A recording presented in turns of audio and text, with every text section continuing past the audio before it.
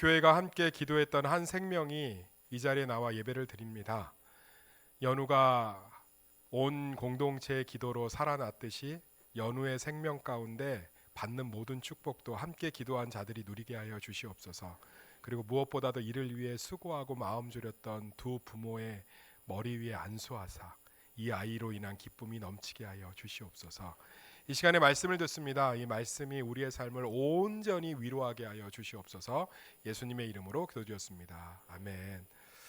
변화의 시작이라는 제목을 가지고 말씀을 살펴보도록 하겠습니다. 한번 따라하겠습니다. 변화의 시작. 5절 말씀 한번 읽어볼까요? 5절 말씀 한번 찬찬히 시작. 시몬이 대답하여 이르되 선생님, 우리들이 밤이 새도록 수고하였을 때 잡은 것이 없지만은 말씀에 의지하여 내가 그물을 내리리이다 하고. 베드로 밤새 어부인데요, 그 그물을 내렸는데 밤새 잡지 못했대요. 그래서 이 새벽녘에 그물을 싣고 있습니다. 밤새 그물을 내려도 한 마리도 잡지 못했을 때 그 삶이 어떨 것 같아요? 저는 되게 마음이 좀 아프고 짠해요. 제가 한 3년 4개월 전에 개척했는데 제가 최근에 한번 연락했어요. 동기인데 좀 어떻게 지내냐 그랬더니 좀 교회는 잘 되냐 그랬더니 그 친구가 이런 얘기를 해요. 3년 동안 이를 악물고 개척해서 열심히 했는데 오히려 한 가정이 떠났다. 내 삶은 물에 젖은 축축한 옷 같아. 제가 얼마나 마음이 좀 아프고 이번 주에 한번 찾아가려고 하는데 가서 밥 사주고 위로하고. 진짜 신실한 친구거든요. 참 열심히 목회하는 친구인데 3년의 결과는 한 가정이 떠난 거예요. 밤이 새도록 수고했지만 잡은 것이 없는 젖은 옷같이 눅눅한 거죠. 축축한 거죠. 우리 이럴 때 되게 많아요.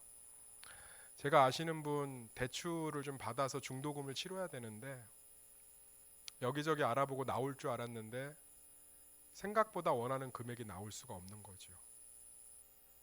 이럴 저한테 전화 와서 그래요. 목사님, 이리 뛰고 저리 뛰고 서류는 다 집어넣는데 생각보다 금액이 다 나오지 못할 것 같아요. 밤새도록 그물을 던졌는데 한 마리도 잡지 못한 삶 같은 거죠. 우리 삶 이런 거 되게 많아요. 이런 거 되게 많다고. 자식 하나 보고선 죽어라 열심히 일했는데 그 자식이 다 무너져 있을 때 밤이 새도록 수고해도 빈 그물을 잡는 것 같죠. 집 하나 사겠다고 손톱 빠지며 대리운전까지 투잡까지 쓰리잡까지 뛰면서 돈 모아서 집 샀는데 건강검진 했는데 뭐가 발견된 거예요. 밤이 새도록 수고했는데 빈 그물인 거죠. 뭐 이렇게 심각한 거 아니고도 우리 삶에 되게 많아요. 어린이집 선생님이기 때문에 감기 걸리면 안 돼서 남들보다 환절기에 비타민도 많이 먹고 따뜻한 물도 많이 먹고 목도 따뜻하게 감싸고 잤는데 제일 먼저 감기 걸리고 제일 먼저 제일 늦게 났잖아요. 그럴 때 밤이 새도록 수고해도 빈 그물 같은 거죠. 저도 좀 그런 것 같아요. 제가 다이어트 중인데 치팅데이가 중요하다고 어떤 분이 좀 해주셔서 일주일에 하루 정도 치팅데이를 갔습니다. 그런데 짜장면이 너무 먹고 싶더라고요. 그래서 그 짜장면이 너무 먹고 싶어서 그 시간이 너무 소중한 거예요. 그래서 갔는데 내부 수루증이라고 붙어있을 때 그 집 짜장면이 먹고 싶었는데 내부 수리중. 밤이 새도록 수고했는데 잡은 것이 없는, 화가 너무 나서 주인한테 전화해서 왜 하필이면 이때 내부 수리를 하냐고 따지고 싶은. 열심히 세차해서 오늘따라 세차가 잘 됐는데 1시간 뒤에 뭐 오는 거죠? 비 오는 거죠. 우리 삶의 크고 작은, 따라해볼까요? 밤이 새도록 수고했는데 빈 그물일 때가 있습니다. 참 지치죠? 힘들죠? 오늘 베드로가 그랬다는 거예요. 밤이 새도록 수고했는데 잡힌 고기가 한 마리도 없어요. 그 베드로의 지친, 아까 그 목사님이 얘기한 것처럼 축축하게 젖은 옷 같은 삶에 예수님이 그대로 밀고 들어오십니다. 할렐루야. 저는 이게 참 놀라워요. 이 안에 베드로의 어떠한 헌신도 없어요. 목사님, 깊은 곳에 가서 그물을 던졌잖아요. 그건 예수님이 말씀하신 다음이고, 그냥 호숫가에서 한 마리도 밤새 못 잡아서 이 사람이 그물을 씻고 있어요. 얼마나 지친 삶이겠어요. 또 하루를 어떻게 살아가겠어요? 그런데 그 삶을 예수님이 그대로 밀고 들어와서 그 그물을 가득 채워주고 있습니다. 사랑하는 성도님들, 크고 작은 빈 그물 때문에 지치시고 힘드실 때 예수님이 밀고 들어오시는 줄 믿습니다. 오늘 말씀을 통해서 우리의 삶에 밀고 들어오시는 그 말씀을 통해서 밤이 새도록 수고하고 빈 그물을 거두는 우리 성도들의 삶이 예수님의 물고기로 가득 차기를 예수의 이름으로 축원합니다. 그 첫 번째가요, 좋은 사람에서 나의 전부가 되어 주십니다. 한번 따라하겠습니다. 좋은 사람에서 나의 전부가 되어 주십니다. 우리 1절에서 4절 한번 읽어볼까요? 1절에서 4절 시작. 무리가 몰려와서 하나님의 말씀을 들을새 예수는 게네사렛 호숫가에 서서 호숫가에 배 두 척이 있는 것을 보시니 어부들은 배에서 나와서 그물을 싣는지라. 예수께서 한 배에 오르시니 그 배는 시몬의 배라. 육지에서 조금 떼기를 청하시고 앉으사 배에서 무리를 가르치시더니 말씀을 마치시고 시몬에게 이르시되 깊은 데로 가서 그물을 내려 고기를 잡으라. 오늘 본문 말씀을 읽어보면 알겠지만 예수님은 종종 베드로의 배를 빌려서 설교했던 것 같아요. 이 당시에 마이크가 없잖아요. 전기가 없잖아요. 예수님 설교하시면 한 5천 명에서 많게는 10,000명 이상이 모였거든요. 어마어마한 교회죠. 10,000명이 모여 있는데 어떻게 설교해요? 마이크가 없는데. 주로 어떻게 하셨냐면 천연 마이크인 바람을 좀 이용하셨어요. 그래서 이 게네사렛 호수, 갈릴리 호수예요. 갈릴리 호수의 어떤 한 지명의 이름인데 이 호숫가에서 배를 빌리셨습니다. 배를 빌리셔서 배를 물가에 잠깐 띄워놔요. 제자들 이렇게 밀어줍니다. 배를. 그럼 예수님이 배 위에 올라가셔서 설교를 하시면 호숫가에서 언덕 쪽으로 바람이 쫙 불어와요.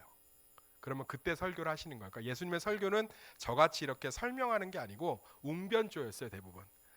얘들아, 가난한 자는 복이 있다. 천국이 너희 것이다. 얘들아, 애통하는 자는 복이 있다. 위로를 받을 것이다. 얘들아, 나를 위해 핍박받는 자들은 천국의 소망이 있다. 얘들아, 가난하다고 기죽지 마라. 운다고 슬퍼하지 마라. 내가 있다. 그럼 설교하셨어요. 베드로의 배를 좀 종종 빌리셨던 것 같아요. 왜냐하면 우리가 추측해 보건대 베드로 좀 정이 많죠. 그래서 베드로 하면 저를 많이 떠올리시잖아요. 호드로 실수도 많고 정도 많고. 그러니까 베드로 배를 좀 빌려서 설교를 좀 종종 하셨던 것 같아요. 근데 베드로에게 예수님은 그냥 좋은 사람이었어요. 좋은 사람이었다고. 그 빈 그물, 나의 빈 그물을 가득 채우는 사건 이전에 그냥 예수님은 좋은 사람이었어요. 그저 30살에 예수님 설교를 시작하셨으니까 야, 30살 젊은 납비가 말씀 좋네. 말씀 깔끔하네. 야, 좋다. 괜찮다. 뭐 들을 만한 말씀이다. 그래서 처음에는 그냥 뭐 한다니까 빌려줬는데 그 뒤로부터는 그물을 씻으면서 예수님이 배 위에서 이렇게 설교하는 것들이 즐겁게 들렸던 거죠. 사랑하는 성도님들, 우리 삶도 예수님이 좋은 분으로 머물러 있는 분 이 자리에 많아요. 좋은 말씀 들으러 왔습니다. 뭐 목사님 시간도 짧고 말씀도 짧게 재밌게 전하시고 또 귀에도 잘 들어오고 좋은 말씀이네. 그런데 예수님은 거기에 머물러 계시지 않습니다. 예수님은 단순히 나에게 좋은 사람이 아니라 나의 주인이 되시는 줄 믿습니다. 그러기 위해서 우리의 빈 그물을 채우신다는 거예요. 사랑하는 성도님들, 우리 삶에 다양한 빈 그물이 있을 때 하나님은 반드시 밀고 들어오셔서 우리의 빈 그물을 채우십니다. 우리의 빈 그물에 관심을 가지시고 우리의 빈 그물 가운데 역사하시는 줄 믿습니다. 그럴 때 나의 하나님이 되는 거죠. 나의 전부가 되는 거죠. 많은 분들이 믿음이라는 것들이 어떤 주입과 강요를 통해서 자란다고 생각해요. 주입과 강요를 통해서 자란 믿음은 규칙에 얽매여 있습니다. 자유롭지 못해요. 그것을 율법이라고 하고 종교라고 하죠. 그런데 예수님을 경험함으로 말미암아 깊어지는 신앙은 온전한 자유와 사랑이 넘치는 줄 믿습니다. 제가 좋아하는 아주 가슴 깊이 새기는 명언이 있어요. 누가 나 힘들 때 내밀어준 손은 꼭 그 사람을 기억하자. 대신 반대로 내가 힘들 때 내 손을 뿌리친 사람도 잘 기억하자. 복수하겠다는 뜻이 아니라 인간관계를 잘 질서 있게 맺어가야 되기 때문에. 힘들 때 누가 내 손을 좀 잡아주면 그 사람은 나의 전부가 될 때가 많습니다. 예전에 청년부 할 때 톰과 제리라고 불리는 형제하고 자매가 있었어요. 징글징글하게 싸워요.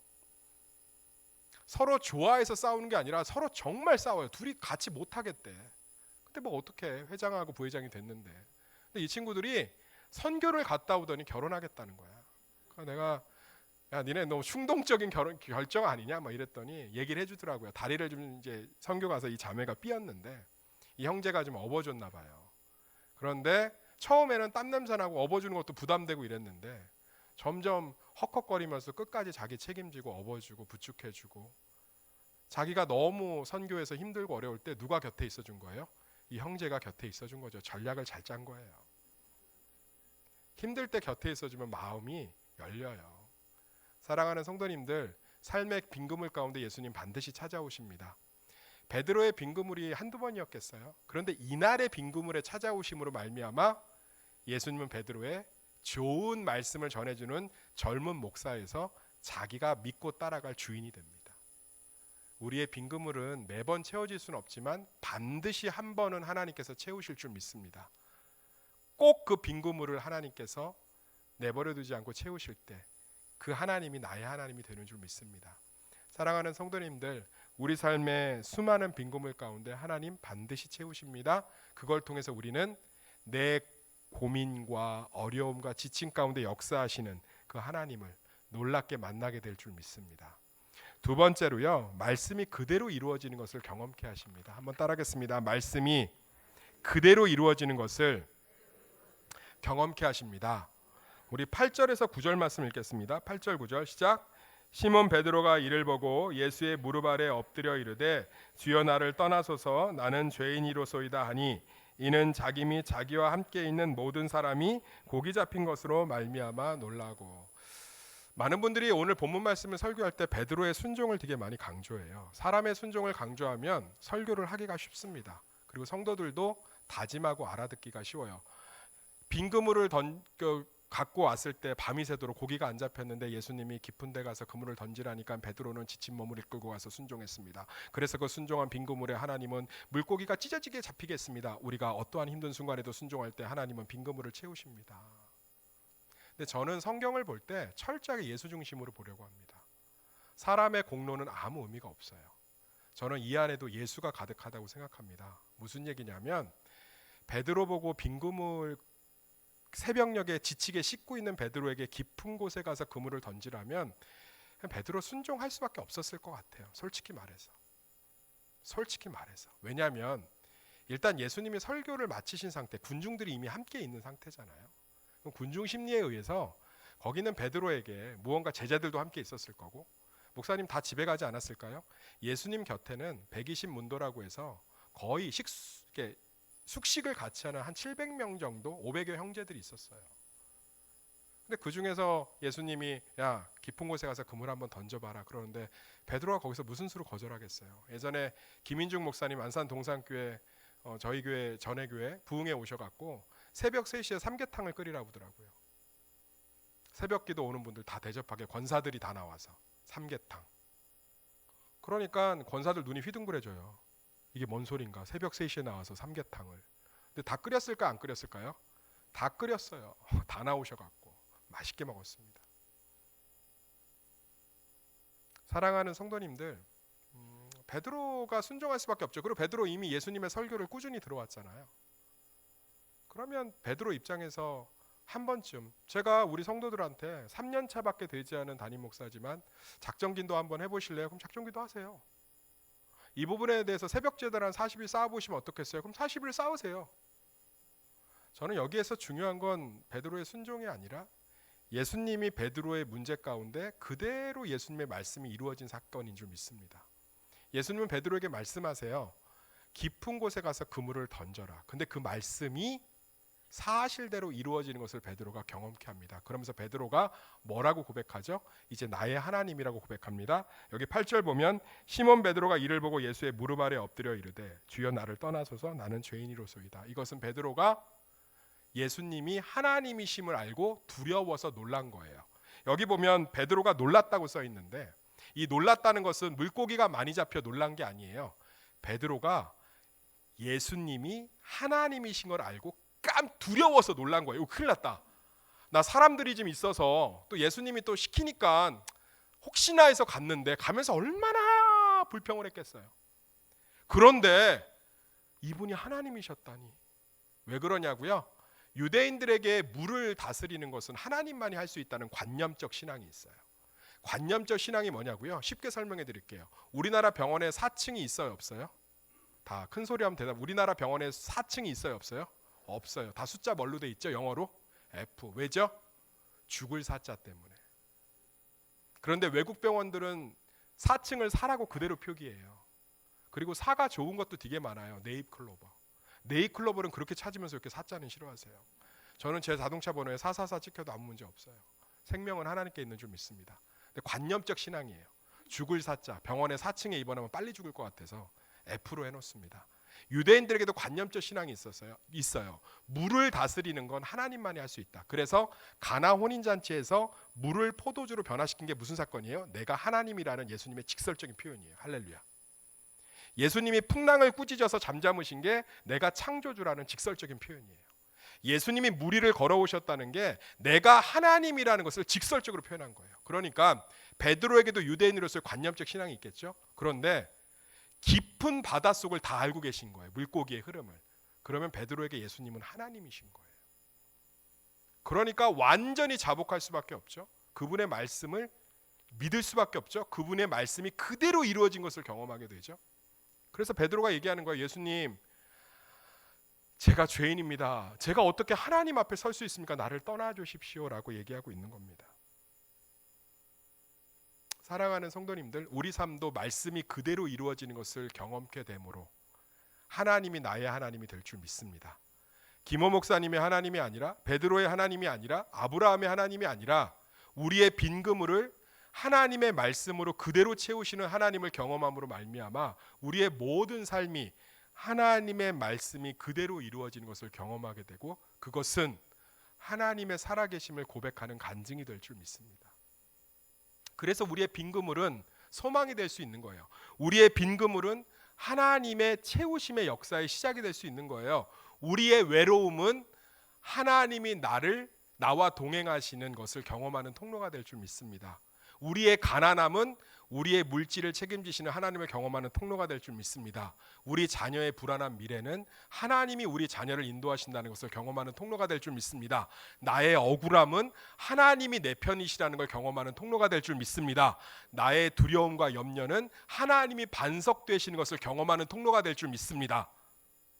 사랑하는 성도님들, 나의 빈 그물은 하나님의 채우심, 말씀이 그대로 이루어지는 것을 보게 될 줄 믿습니다. 그래서 우리는 빈 그물들을 보면서 기뻐할 수 있는 거예요. 하나님이 채우실 것이기 때문에. 하나님이 그 안에 자신의 말씀이 그대로 이루어지는 것을 보며 놀랍게 역사하실 거기 때문에. 그것을 경험한 사람들은 비로소 내가 죄인인 것을 고백하게 되고 하나님의 살아계심을 찬양하게 됩니다. 이런 좋은 두려움들, 이런 좋은 놀람들이 우리의 빈 그물이 채워짐으로 말미암아 하나님으로 채워짐으로 말미암아 경험케 되기를 예수의 이름으로 축원합니다. 제가 예전에 전도를 갔는데요. 그분이 그래요. 서양 귀신을 왜 믿냐요. 단군을 믿어야지. 왜 이스라엘의 하나님을 믿고 내가 미국 하나님을 믿냐고. 단군을 믿어야지. 왜 나보고 단군을 안 믿냐고 하더라고요. 그래서 나보고 쑥하고 마늘 먹으면 살 빠진대. 아무튼 그렇다고 했어요. 근데 그분이 나중에 안수 집사님이 되셨어요. 폐병에 걸렸는데 그 폐병 가운데 누구를 만난 거죠? 그 빈 그물. 폐가 썩어 문드러지는 병. 피를 각혈하며 나을 수 없는. 그런데 그 폐병 가운데, 그 빈 그물 가운데 그것을 채우시는 하나님을 경험하고 나서 단군의 디귿자도 나오지 않습니다. 그는 자기의 하나님을 찬양하고 있습니다. 사랑하는 성도님들, 각자의 빈 그물이 있으시죠? 매번 빈 그물을 경험할 때마다 축축하게 젖은 옷같이 마음이 참 힘들죠. 그런데 하나님 그 빈 그물을 채우십니다. 그래서 말씀이 그대로 이루어짐을, 하나님이 살아계심을 경험하게 할 줄 믿습니다. 이 소망을 놓지 않는 우리 성도들 되기를 예수의 이름으로 축원합니다.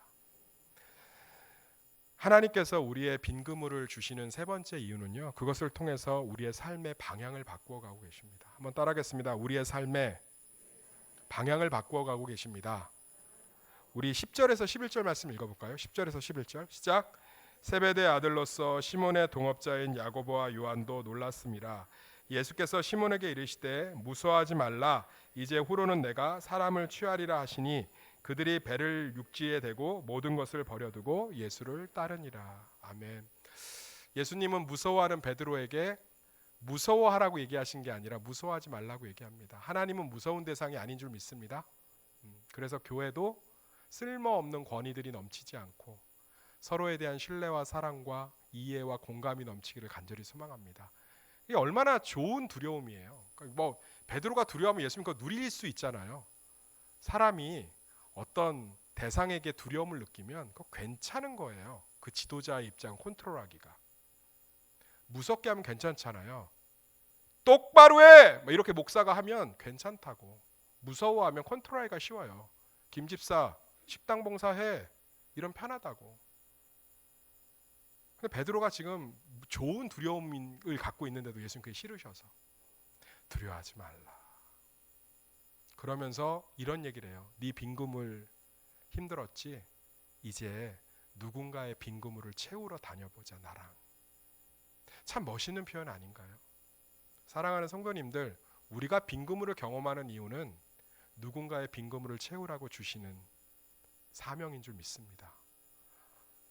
연우가 오늘 예배에 왔잖아요. 그러면 우리 이지혜 집사님이 누군가의 아픔을 또 끌어안게 될 줄 믿습니다.